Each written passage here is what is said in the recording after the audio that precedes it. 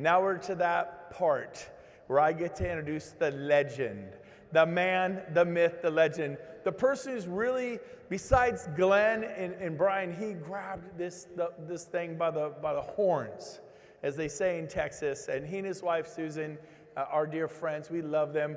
We call them the grandma and grandpa of EXP. I don't know if we should say that, but no, she says no. Okay, I made that up. We don't call them that. We call them amazing human beings who I'm about to go to Europe with for a month, and they're going to make me carry their luggage or something for that comment. But they're our best buddies in Puerto Rico, and a lot of call Gene, we call him Big Daddy. 70,000 of you are in their organization, and they are amazing. I love them. Help me welcome to the stage the legend Gene Frederick, everybody!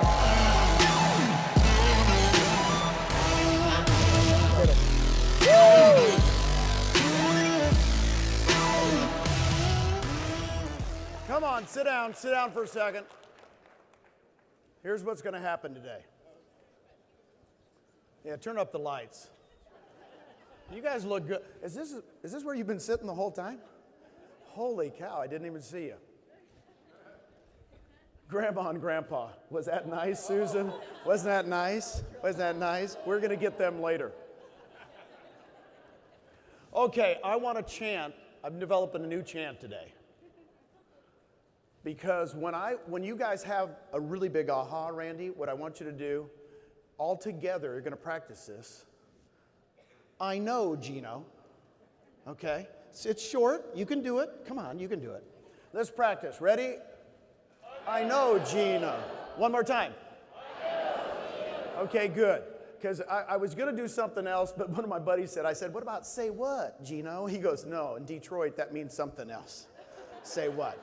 So just put your cell phones away for at least 15 minutes for me, okay?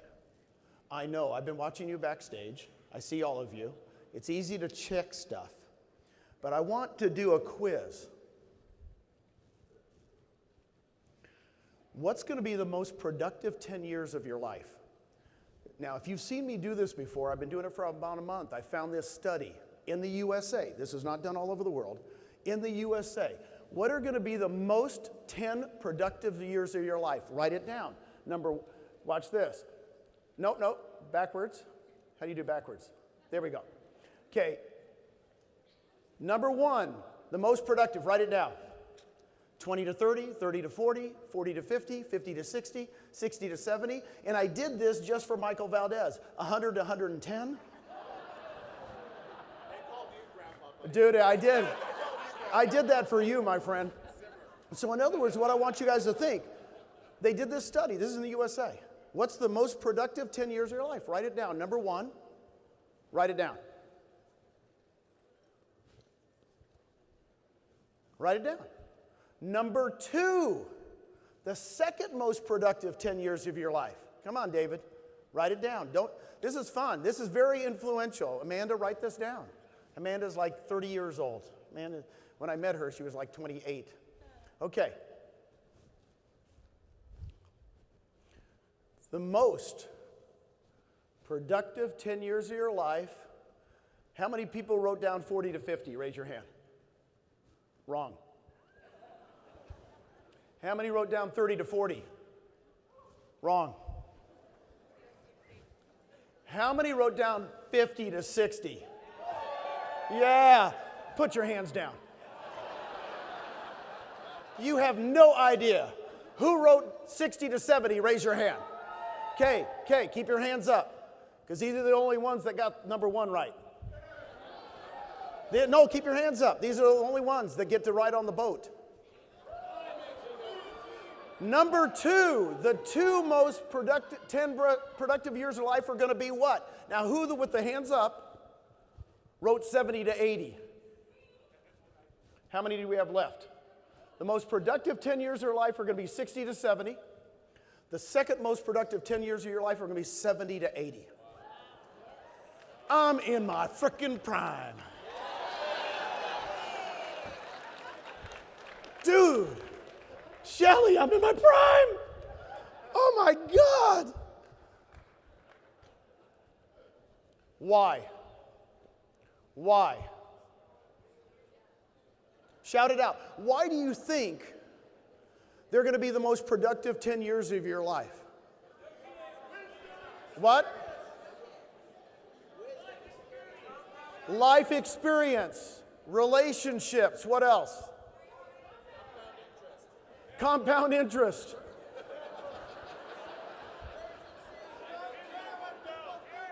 Okay, that's enough. Somebody said everything is sagged. Everything is sagged. We're working on that. Here's what I think. When I read this a month ago, a lot of people have come up to me and said, Gene, I wish I was you. I said, no, you don't. You didn't want to meet me 25 years ago. I didn't have the experience I have now. I don't have the grace I have now. I don't have, I look at Glenn Stearns and and he goes, went through, my gosh, I want to know Glenn Stearns now. Right? I want to know, Brett Gove is not even in his prime. He's in his 50s. Do you understand? He's going to get better. Seriously. He's going to get more energy as he reaches his 60s to his 70s. It's really a myth. It's a myth that when you're 25 or 30, you have the most energy. You cannot outwork me and Brent. Just so you know. You can't outwork David Gagnon. I've seen him. You can't outwork the people that really know what to do, when to do it, how to do it in the shortest amount of time. Okay? Don't give up. Okay? Anybody know the definition between successful and great? By the way, you made it here. That's a success. Some of you graduated from high school. Good job. I'm not even going to college because I know half you guys are like, well, I went to school and then I met Kathy and I quit. That was Brent's thing. By the way, you will have a successful real estate career. Susan and I sold homes for a long time. We were raising 5 kids. We were successful. But I didn't understand great. Here's the definition of great. By the way, I'm just looking at 10% of you to become great. Why? Because that 80-20 rule will rule my life. So we're going to do 80-20 and then 80-20 on that. Luckily, 4 or 5% of you, I'm hoping you can become great. Write this down. You become great when your great-great-grandkids have your picture on their wall. It's real. You become great when you leave a legacy. And that's what I want to talk about today. Right? There's 1995. Who are the people on the left? That's when we were successful. 1995 headshot for our real estate career. Somebody put this Donnie Marie thing up, which I think it was funny. We were successful. We were the number 2 husband and wife team for Keller Williams. We sold at a very high level, but we didn't have a legacy. There's a difference. You guys have got to understand this. There's a difference between being successful, and I miss Susan's hair, by the way. That was awesome. That was 27 years ago. Okay, we're great now. Do you understand?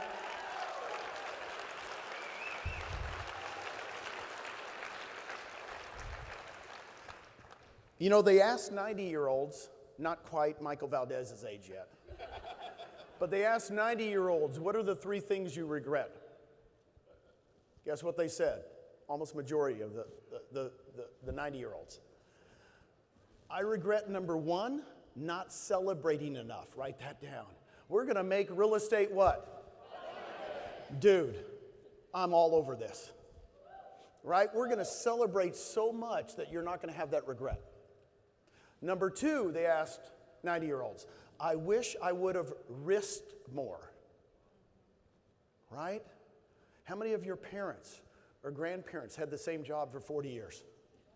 Never took the risk. How many people in this audience are thinking about coming to EXP but are afraid of the risk.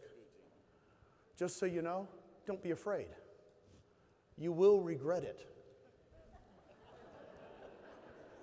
Sorry, it's real, right? And number 3, 90-year-old said, I wish I would have left something behind. I wish I would have been Gene and Susan, because that picture is going to be up on their wall. 2, 3 generations from now, right, AJ? In other words, that's your whole goal in life, is to change, John, to change who your family's going to be so they can change other people, right? I mean, that's it. That's all I want to talk about today.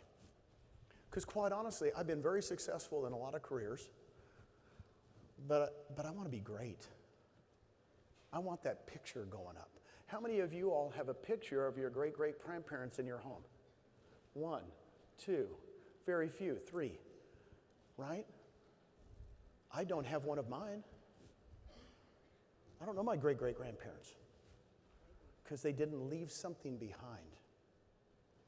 All right? Now, Susan and I have our Texas real estate license, and just so you know, I sold in this area. We sold in this area for 27 years, so I love coming back to DFW. And there's at the corner of Custer in Plano, Texas, where we raised our 5 kids, at the corner of Custer and Legacy, there's a small little cemetery. All right? And this small little cemetery, this isn't a picture of it, by the way. This is just something I got off the internet. I can use the internet. But it is small like this. And it's the, as you know, in Texas or anywhere, I'm sure anywhere out west, the richest people are the farmers, because they came out here in the 1800s, 1700s, and they stayed there, and then, of course, the suburbs came. And right there at the corner, I was with my 6-year-old daughter, and I noticed this little cemetery. It's about that big, and I said, I got to go in. And it's the Carpenter family. The Carpenters were famous. They owned a lot of land in Plano, Texas, and it was the Carpenters. So we looked at one gravestone, Carpenter. Carpenter, Carpenter, Carpenter, Carpenter. And we get in the car, and my daughter, who's 6 years old, looks at me, and she goes, Dad? And I go, what? She goes, where's the realtor cemetery?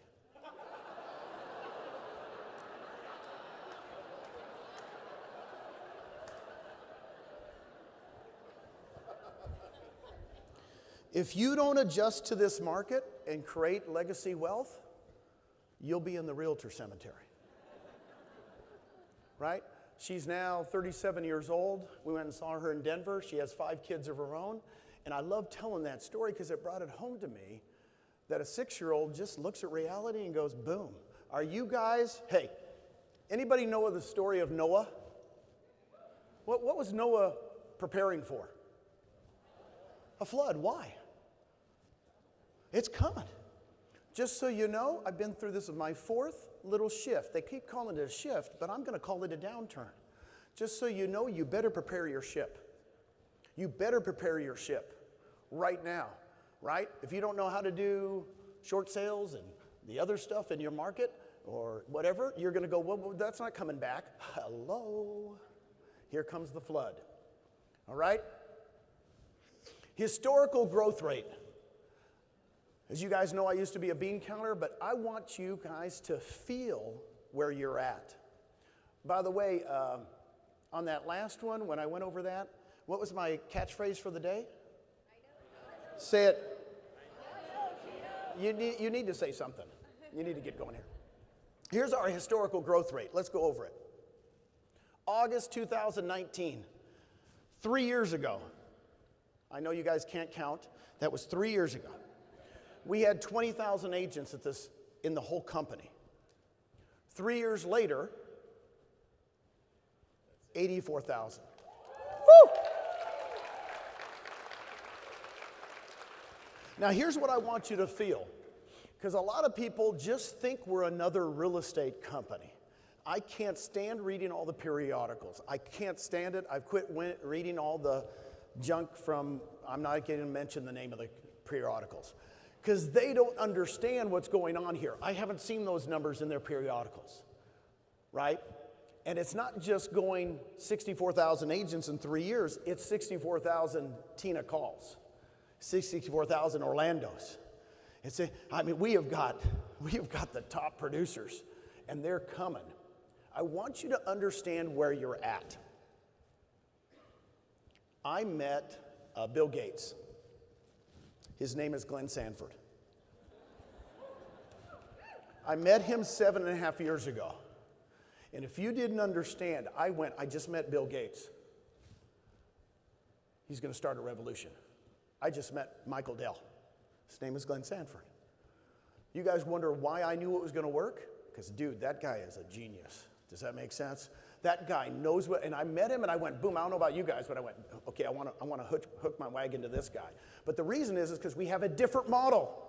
Quit comparing it to everything else. Stop it, right? This is a new model. It's historical. And we've got what? Momentum. What, momentum? What's your catchphrase? We got momentum. You got to feel it. You got to, this is something. I talk to agents all the time. They go, well, what's wrong with the stock? And I go, stop it. We got momentum like nobody's ever had in their lives. Historical growth rate. Historical. Never been done in the history of real estate. Start talking like that. Right? Let me talk to you about Bob Mangold. Let me talk to you about legacy. I knew Bob. Bob's an agent in Phoenix, Arizona. He used to own exit franchises. 6 years ago, he sold them all and came to a little company called EXP. 2 years after he had been with us, Bob Mangold, I read, he fell off a 30-foot ladder. I don't want to go into super detail, but he's in Phoenix. It was raining, which it never rains in Phoenix. So he went up there. He says, I'm afraid something's going to catch fire.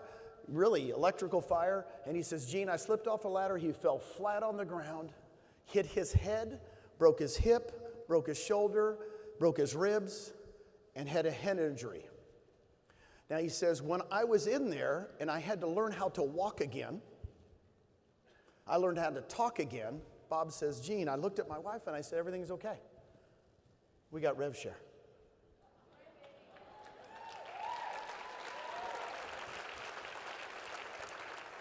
I just talked to Bob this week. I said, well, Bob, what were you making in rev share when you said that to your wife? He said, I was making about $15,000 to $17,000 a month. I told her, our bills are covered. It's okay. It might take me 6 months to a year to learn how to talk again. What other company has that safety net? Right? Today, 4 years later, I talked to Bob this week. I said, Bob, I'm going to tell your story, dude, because you affected me when it happened. He goes, Gene, well, I'm only making $70,000 a month now. Right? This is changing agents' lives. This is leaving a legacy for their family, leaving a legacy for their people. Now, one you might not know about. Just last week, Kevin Cottrell. You guys know my buddy Kevin, who's been my partner through all this the last 5-6 years. A week ago today, I'm talking to him in the morning. He goes, Gene, my left leg is giving me problems. It's a little numb. Meg, my wife, wants me to go to the hospital. They were in Orlando. They drive to the hospital, and they find out that he has an aneurysm in his hip, and it had developed a clot, luckily, and he should have been dead. And they go into an operation, and I know you guys know Kevin. You probably don't even know this story. I haven't shared it with a lot. But a week ago, I can't even pull it out to share with you. I'll start crying. But he says, at the operating table, Tuesday night, a week ago, the doctor says, you might want to say goodbye to Meg. Right? And he says, he says, right now, we don't have time. Say goodbye to Meg. And he says, Meg, I've never told you about RevShare. He literally said this. He says, call Gene and Susan. They'll have it all set up, and you will never want for anything the rest of your life. Isn't that beautiful?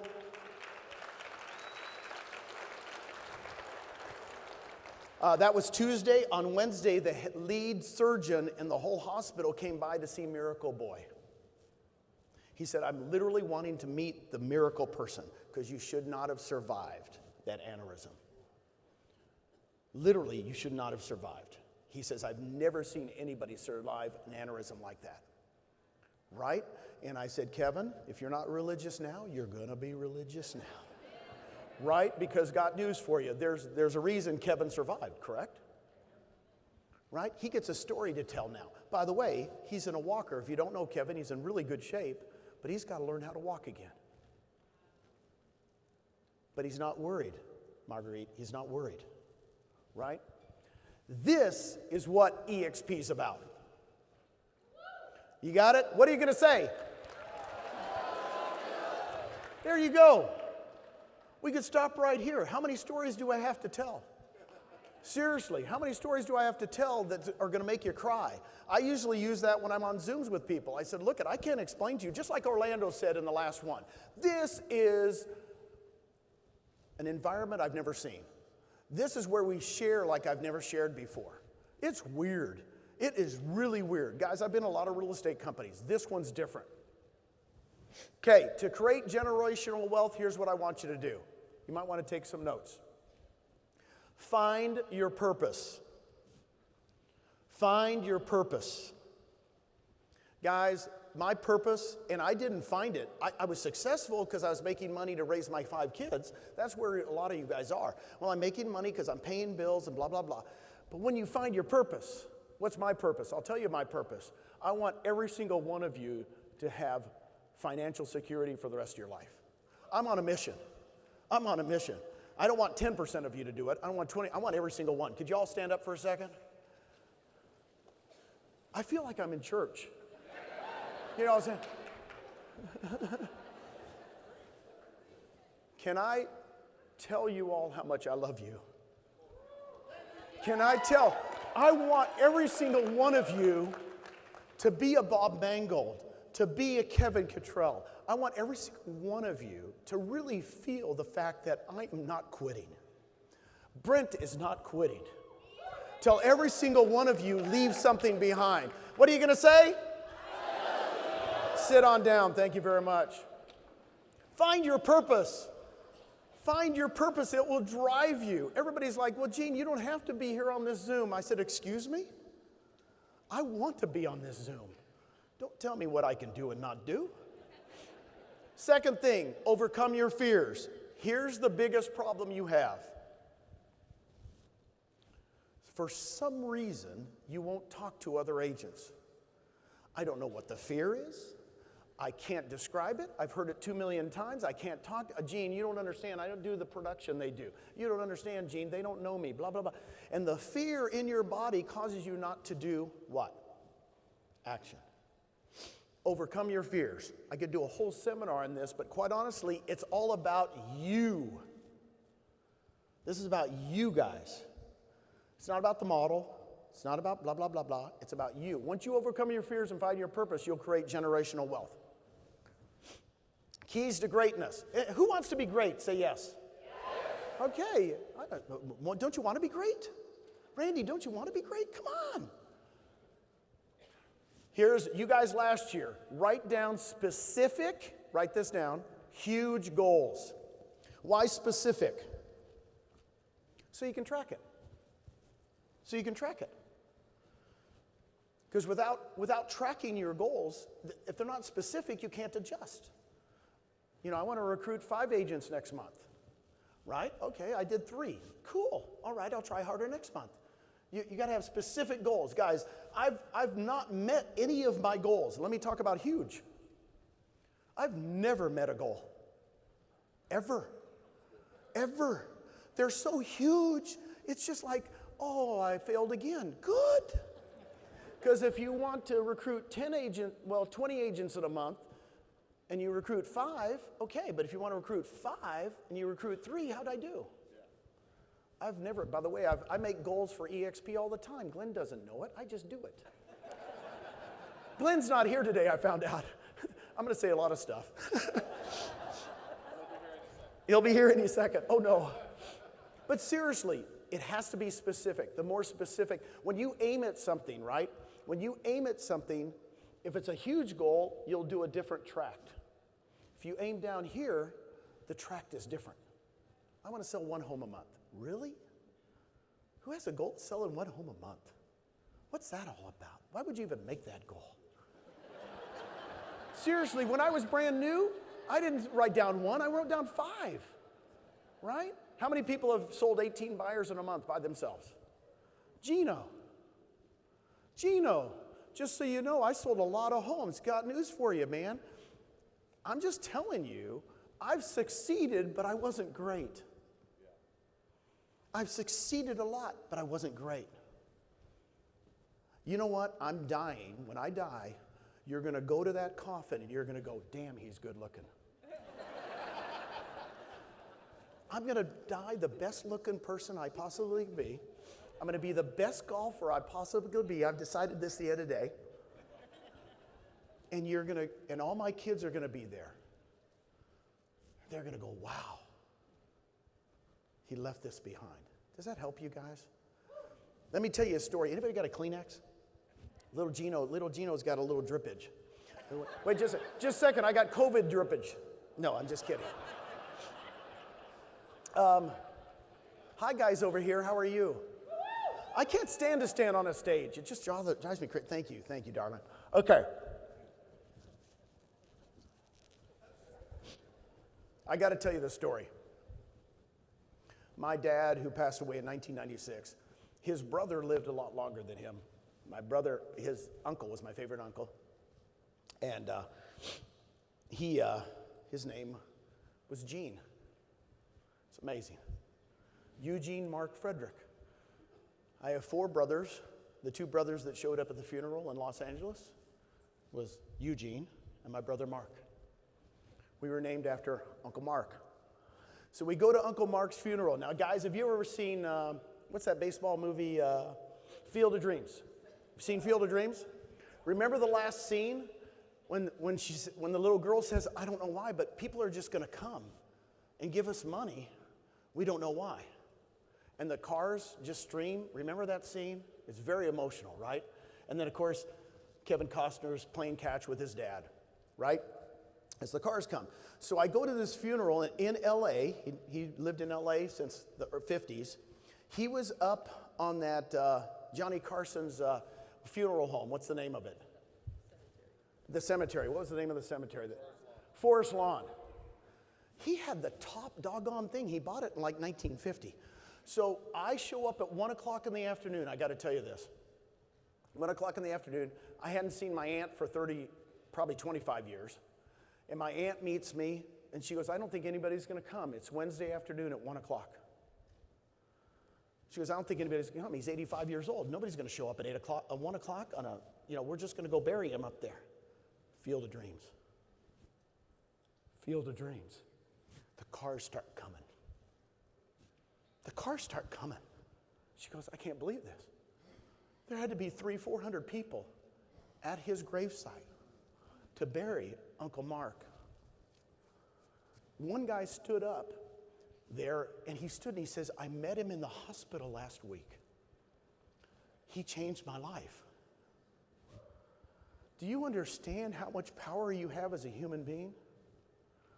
To at 85 years old, change somebody's life on your deathbed in the hospital? Become great. Don't become successful, David. Become great. I'm sorry. We can all become successful. At some point in time, we're going to be. I just got to tell you that story because, it brought tears to my eyes. I'm going, these people are coming like Field of Dreams. And my aunt's like, I don't know who they are. Because he affected so many lives, right? Okay. God, that's a good story.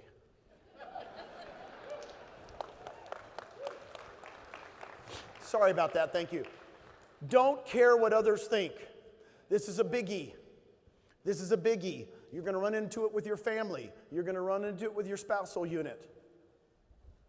You're going to run into it everybody. Because quite honestly, when you care what other people think, you're not going to come to EXP and succeed at a high level. The first 20 agents I talked to about EXP turned me down. Love them. But now about 18 of the 20 are here with us. 7 years later. It's going to happen, but I didn't care if they came right now, and I don't care what everybody, this is really, really important to greatness. This is the biggie. Write it down. Pray for abundance. You know what? You just don't pray that the house payment gets paid next month. No. Come on. You pray for abundance. Ask, and once you figure this out, you're going to ask a lot. You're going to pray for abundance. You're going to pray for so much goodness to come into your life. You don't pray for just, oh, I hope I make a sale next month. No, no, no. I want you to pray for abundance. And by the way, this is the biggest key I had to learn.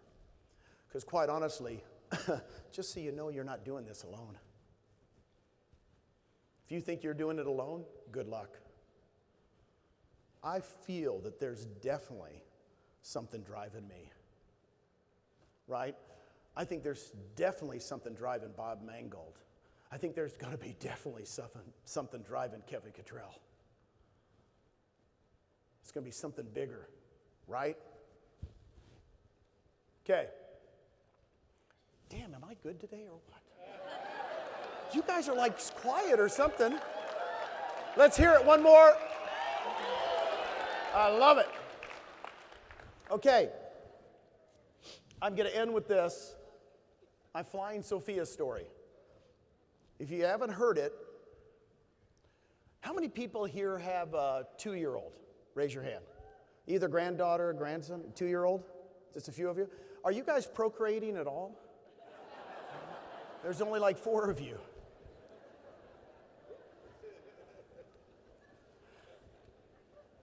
But when you're 2 or 3 years old, Picasso said this. I went to Picasso, and we're going to go to Spain this Friday. But Picasso in Spain said, everybody can be a genius if they only find the child from within. Write that one down. Everybody in this room can become a genius if they find the child from within. What was he talking about? We all have genius. We just let the doggone world beat it out of us. So, my oldest granddaughter, which we just saw this last week, she was 2 years old. And we're in our bedroom, Susan and I, in Plano, Texas. She was living with us at the time. And she comes in, her name's Sophia. I call it my Flying Sophia. She comes into our bedroom. She says, Grandpa, I can fly. Now, I grew up with 4 brothers. And my daughter goes, oh no. Now, this is 17 years ago, so there wasn't film, there wasn't the iPhone. She had to run and get a camera. She knew what I was going to do. We had just made this bed with all the pillows. What is it with the women with the pillows? What is it with the pillows? What is it with you guys and the pillows? I have no idea, but let's put 8 pillows there. We had just made this bed. Susan, bought 8 more pillows. So I said, yes, Sophia, you can fly. She had a diaper on, no clothes. We used to call her baby with hair. Right? She had a helmet. There she goes. There she goes. There she goes, baby. Ow! There's Grandpa. And my daughter's going, it's almost hitting the top of the roof of the bedroom, right? And she hits. You know what she says? Wow. Grandpa, I can fly. And she goes, let's do it again. So for 4 hours, true story, 4 hours, by the way, 17 years ago, it was like yesterday to me. It's a memory I'll never forget. It's just ingrained in my mind because I'm going, when as human beings did you stop flying or think you could fly? When did you give up that ability to be a genius? Tell me. Probably when you went to Coldwell Banker.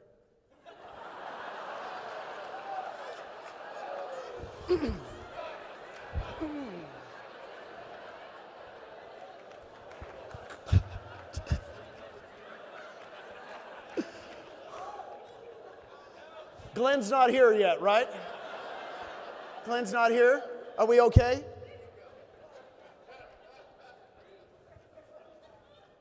Susan's saying, I can't believe you said that. Well, here's the thing. I really believe you all can fly. I really do believe it. Right? But get rid of all that adulthood, all the things that your parents told you you couldn't do, all the things that, just get rid of it. Stop it. Become a kid again. Put on a diaper.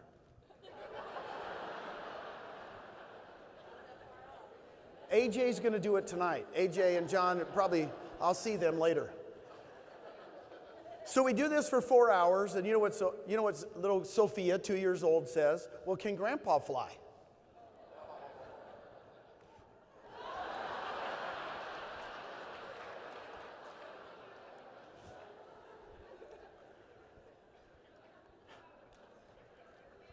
Yeah, I flew that day.